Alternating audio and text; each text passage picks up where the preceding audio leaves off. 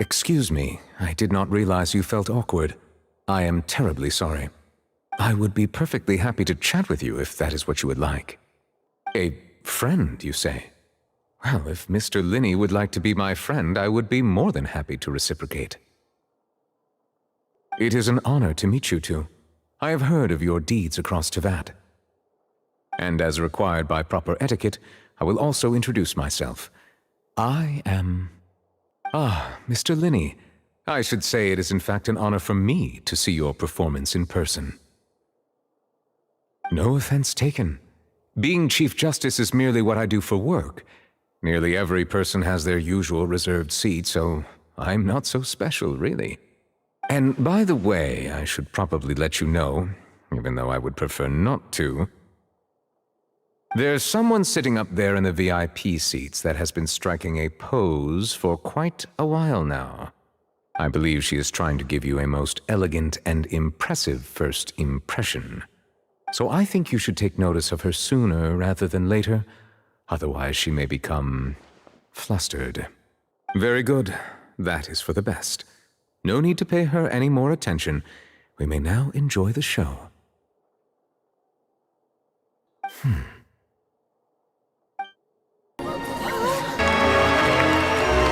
If we could see easily through his tricks, then that would mean that his skills are still lacking. To appreciate magic, you should focus on the show happening on stage, rather than getting caught up in trying to see that which has been intentionally hidden. I am counting in my head. I think things are exciting enough in here as it is. Merely a consequence of my identity and personality. Do not worry about me. Just enjoy the show.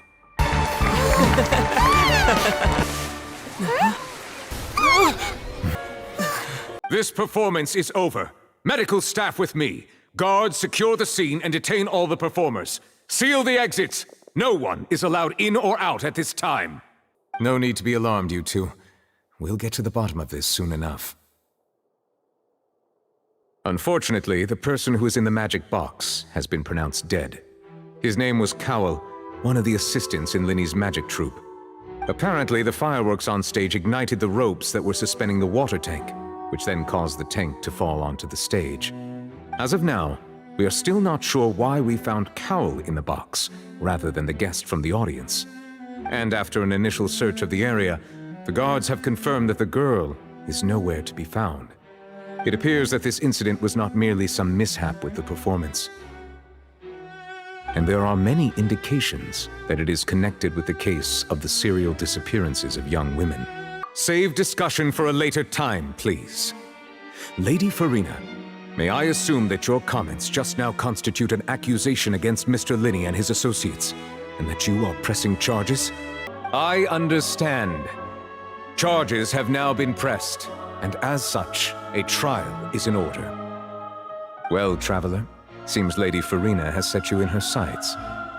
But putting her dramatic rhetoric aside for a moment, I would like to ask you, are you willing to act as Mr. Linney's attorney and defend him in this case? Very well. The trial will be held a day from now in the Opera House. Both sides may investigate the scene to build their cases and search for the truth.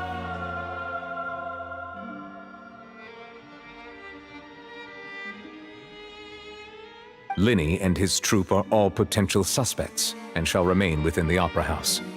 The audience may begin to leave in an orderly fashion once they have been cleared by the guards. Since both parties are present, I declare that the trial regarding the magic show incident is now in session. Firstly, in order for the audience to understand the causes and results of the incident, could we please have Mr. Linney explain the trick? Thank you, Mr. Linney. In that case, I take your statement to be that you ran to and remained hidden within the magic box in the audience stands once the trick began, and thus could not have committed the crime. Is this correct? In that case, I call upon the prosecution. Lady Farina, do you wish to refute his statement in any way? Order! Order! Mr. Linney, allow me to re-establish the facts. Lady Farina has raised 2 points. First, when the thud was heard in the Opera House, you were neither in the box nor the tunnel. Second, you and Ms. Lynette are both members of the House of the Hearth. Are these claims true? Please answer my question, Mr. Linney. In that case, what is your request? Order! Order, I say! Your request is reasonable, and we shall adjourn. This trial will reconvene in 1 hour. Does the defendant's side have any objections to Lady Farina's description of the events? If the defense is unable to make further effective arguments, we will move on to the next stage of the trial. Nevertheless, I believe that this is a reasonable request on the part of an attorney.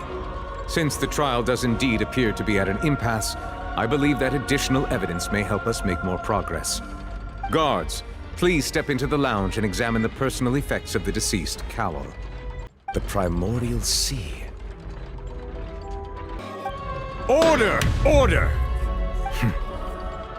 It is undeniable that further examination of the deceased's personal effects has yielded some surprising results, but we cannot yet verify the veracity of these clues. Still, let us assume that these clues are indeed authentic, albeit with the understanding that Ms. Halsey has yet to be found.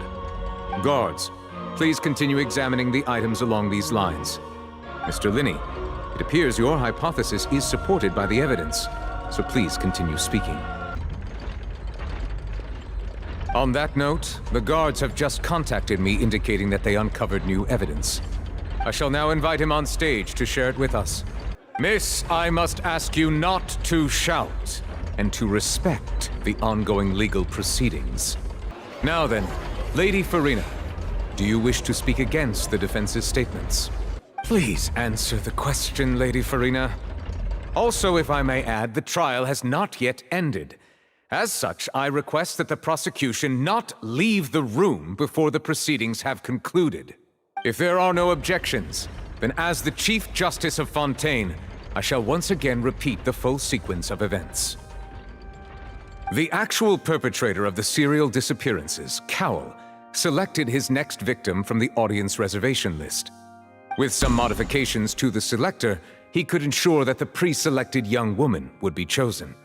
To cover up any evidence while committing the deed, Cowell thought of allowing the water tank to fall, which would conceal the water left behind after the young woman was dissolved. He also tampered with the rope suspending the water tank, using the fireworks at the end of the performance to cause the tank to drop and hide the watermarks. He poured the water from the Primordial Sea into a balloon during the preparation of the magic box and stuck it to the box's lid. Finally, he passed the prepared hook on a rope through the gap in the magic box's door when bringing the young woman to said box. When the magic trick officially began, the box containing the woman was lowered into the tunnel, tightening the hook rope and bursting the balloon containing the water. If all had gone to plan, the young woman would be dissolved at this time. However, Lillian was not from Fontaine and thus fled the box with a loud noise. Realizing that there was trouble, Cowell entered the tunnel and met Lillian. Thinking that the waters had not yet taken effect, he decided to proceed. However, his opponent was more capable than he thought, and he was overcome, knocked unconscious, and placed into the magic box, and thus became his own final victim. Lillian, according to her own statements, then changed clothes and hid until the performance ended, before hiding in other parts of the opera house.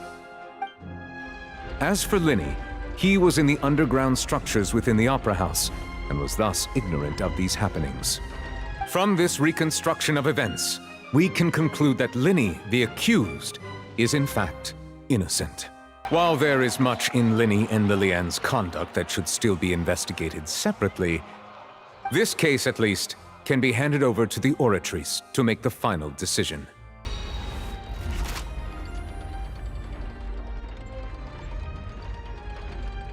As such, Linney and Lynette are officially declared not guilty.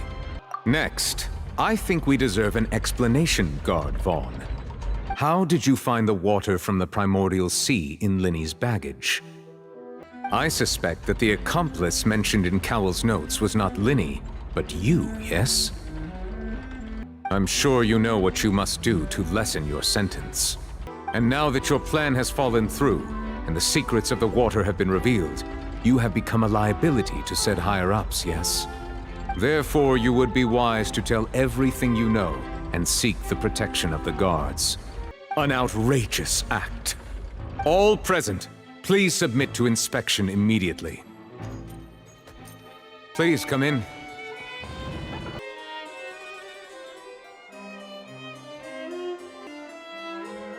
It's all right. Please let me know how I may be of assistance to you. Ah, I see. In that case, please wait here a moment while I browse through the files.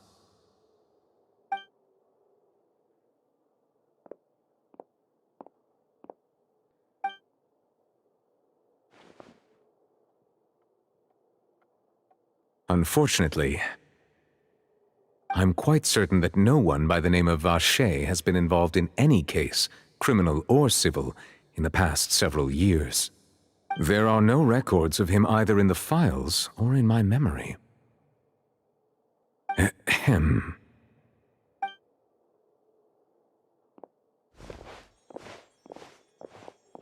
Miss Navia, I can understand how you feel. Your father, Callus, was a truly exceptional man. We deeply regret his passing.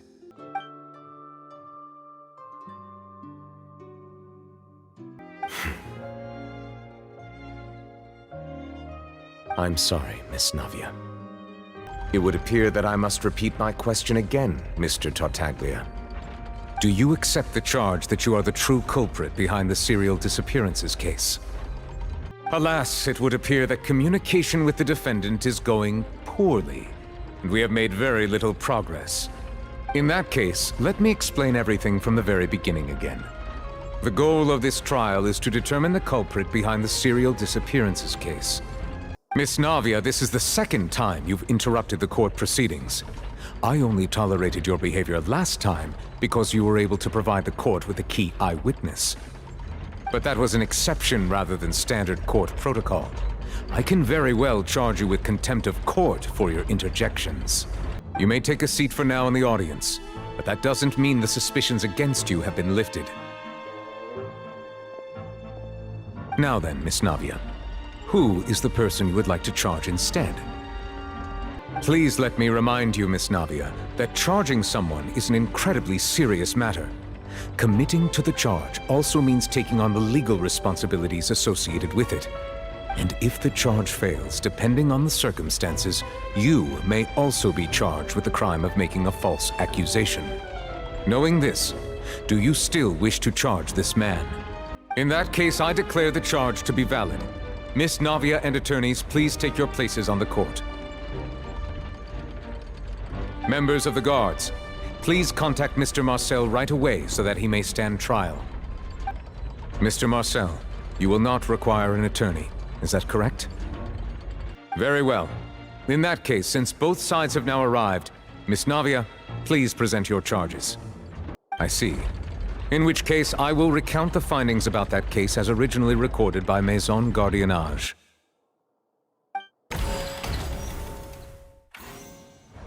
On the day of the murder, Spina di Rosula hosted a large banquet in a countryside estate owned by the Confrérie of Cabrières.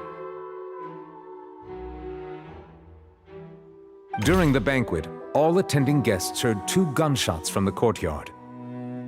When the guests arrived at the scene, they found the primary suspect, Callus, holding a gun, while his acquaintance, Jacques, lay dead from a gunshot wound. The guards' investigation did not recover any other firearms from the scene. As a result, they concluded that the suspect's first shot must have missed, while the second must have taken Jacques' life. The suspect did not dispute this conclusion, and also declined to defend himself in court. Instead, he chose to prove his innocence through a duel. Callus was defeated by champion duelist Clarand in the ensuing duel, and soon succumbed to the injuries. These are the known facts about the case. Mr. Marcel, you are the one being charged with the crime. You should provide a rebuttal if you wish to prove your innocence. I concur. However, Miss Navia, you still have not explained the link between your father's case and the serial disappearances case. Just how often do you intend to flout the rules of this court?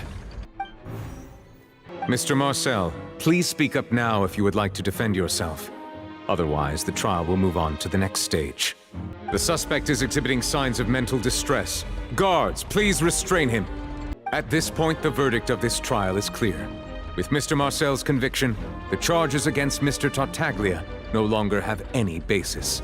Traveler, please submit all the evidence you have collected to the guards, so that I might review and summarize the truth behind the serial disappearances case. The man now known as Marcel was originally named Vacher and worked as an adventurer with his partner and lover Vignier.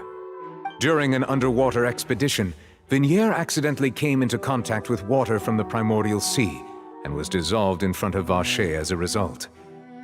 Vacher learned of the primordial water's existence through the work of others and began to kidnap young women for research, with the goal of discovering a method to restore Vignier back to life. To cover his tracks, he invented the new alias of Marcel and began to operate a business in Poisson. During the course of his research, Vacher discovered that a diluted concoction of water from the primordial sea can induce feelings of euphoria, and began to manufacture and market synth. However, as he accumulated wealth to fund his continued research and expanded the scope, he came into conflict with Spina di Rosula. After exchanging blows with Spina di Rosula for many years, Vacher decided to assassinate their president Callus at a banquet. Although the assassination did not go as Vacher expected, he was able to turn Callus into the murder suspect by dissolving the assassin he sent to the scene. And just recently, Vacher attempted to frame Linny as the culprit of the serial disappearances case, using a similar method. However, his attempt to frame Linny failed, and the power of water from the primordial sea became public knowledge. This case also exposed enough of Vacher's machinations that he was eventually successfully charged in court. Thus concludes the enigmatic history of the serial disappearances case, with the truth revealed to all. The Oratrice will now deliver the final verdict regarding the charges against Mr. Vacher. According to the judgment of the Oratrice Mécanique d'Analyse Cardinale, Mr. Vacher is guilty. Please wait just one moment, Mr. Tartaglia. According to court protocol, since this trial was initiated due to a charge against you, a verdict must also be made regarding the initial charge before the trial can conclude. Please respect the laws of Fontaine. This has always been the rule. Through evidence presented in the public trial that was just held, it has been established that Mr. Tartaglia has no direct connection to the serial disappearances case. The guilty party has been identified, and thus it is logical to suppose Mr. Tartaglia is innocent of the charges. We now turn to the Oratrice Mécanique d'Analyse Cardinale to render the final verdict on the charges. According to the judgment of the Oratrice Mécanique d'Analyse Cardinale, Mr. Tartaglia is guilty. The judgment of the Oratrice Mécanique d'Analyse Cardinale is, by law, the final verdict of the court. We must accept the guilty verdict. Guards, please take the suspect into custody per court protocol.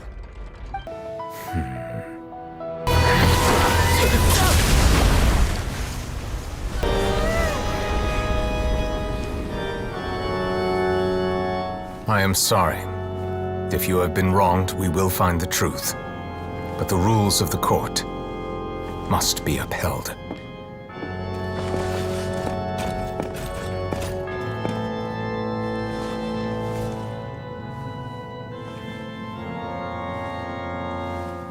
Apologies.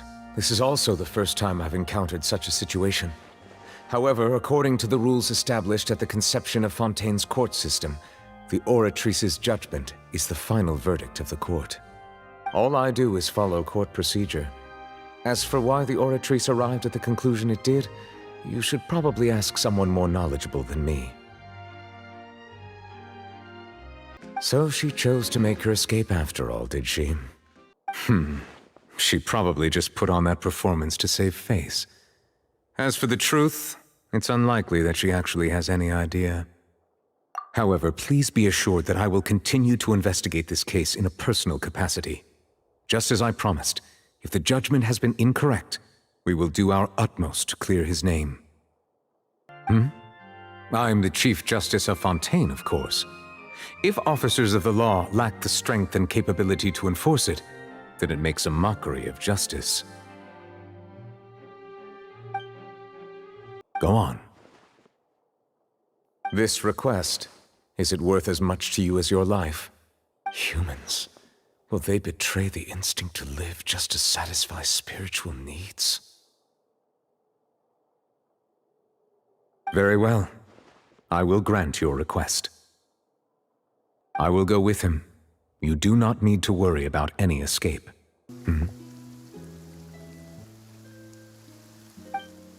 My apologies. I should have asked before coming to pay my respects. Sorry about that. In that case, I will stop apologizing for now. Well, ever since that day, I've been turning a question over and over in my head. Just what is justice anyway?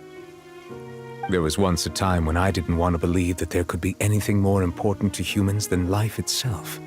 Oh, rather than that, it's probably more truthful to say I didn't believe humans were capable of resisting the most basic instinct of living things. That they could rebel against their own nature, or consider certain things to be more important than their own lives. Which is also why I didn't stop your father from beginning that fateful duel. I believed that a truly innocent man would never throw away his life like that. That there was nothing, should have been nothing more important than one's own continued survival. But Mr. Callus proved me utterly and decisively wrong. If not for his sacrifice, the serial disappearances case would have remained unsolved to this day. Mr. Callus made the choice he did for his daughter, for his associates, and for many people completely unrelated to him. And in the end, from a certain perspective, one could say that he did it all for the sake of justice. A justice that's higher than life itself. So, you asked me why I came here. I just wanted to say my apologies to Mr. Callus in person. I should have noticed all of this much sooner. This regret has filled me with a sadness that has haunted me for days. That high and mighty chair in the opera Epiclese indeed insulates one from many important things. Spina di Rosula, thank you so much for your hard work and perseverance. Sorry about that. Self-expression is not one of my strong suits. Oh, it's you two. Did Miss Navia invite you to come pay your respects to her father? I see. Then is there something that I can help you with? Please feel free. Though outsiders, you helped us solve one of the greatest mysteries in Fontaine, and it would be my pleasure to return the favor.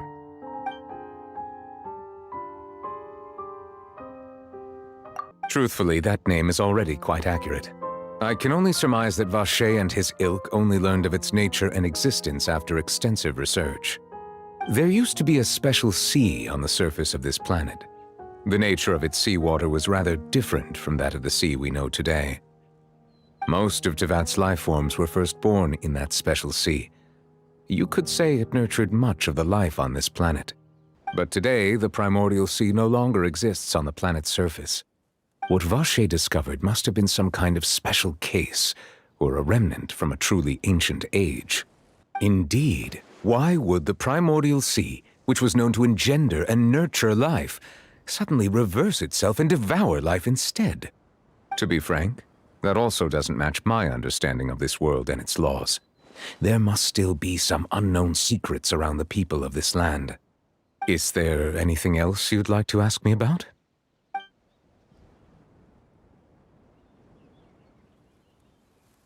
That the sea levels will rise and everyone will be dissolved in water, leaving Farina crying alone on her throne, but the sins of the people will be finally washed away for good. Does that appropriately summarize the version you've heard? Yes, up to the present, I think we reached a point where we have no choice but to confront this prophecy directly. Rumors have it that this prophecy is rooted in the last words the former Hydro Archon left to the world before she passed away. Two parts of the prophecy have already proven correct: the rising sea levels and the ability of the people of Fontaine to be dissolved. We should be more vigilant and stay on the watch for further signs. Speaking of the prophecy, Farina has also always taken it quite seriously. Indeed, she has been collecting information and intelligence from across Tevat for this purpose. If the rumors were true, then perhaps this prophecy is the conundrum left to Farina by her predecessor. But with Farina being the way she is, can we really trust her to solve it? Is there anything else you'd like to ask me about?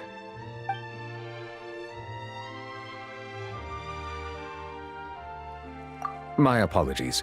My investigation has still not reached its conclusion. However, I still believe the judgment of the Oratrice was not rendered arbitrarily. For many years, I have been quite aware that the Oratrice does not simply mechanically repeat the verdict that I give on each case. As a divinely created mechanism, the people's unified faith in the concept of justice is integrated into it. Not only can it produce the incredible power of indemnitium, but it likely also possesses other traits, such as self-awareness. Which is all to say, I have been prepared for a situation like this for a long time. I was not aware such a thing had occurred. Perhaps that could serve to prove my conjecture. I will add that to the list of items to investigate. In any case, I am inclined to believe that the Oratrice does have a methodology all its own. We just do not have enough information. Based on Farina's reaction, I doubt even she had any idea what was going on. She managed to bluff her way through it, though, with her time-tested twin tricks of bravado and drama. While we do intend to get to the bottom of this, for now, we regret to say that the Fatui Harbinger will just have to bide his time in the fortress of Meripede. If we did incorrectly convict him of crimes he did not commit, we will most certainly compensate him to the fullest extent allowed by the law. Is there anything else you'd like to ask me about? Your sibling, another blonde-haired traveler. I'm sorry, but I've never seen anyone who matches that description.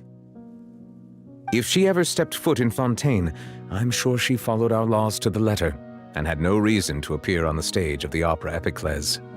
Is there anything else you'd like to ask me about?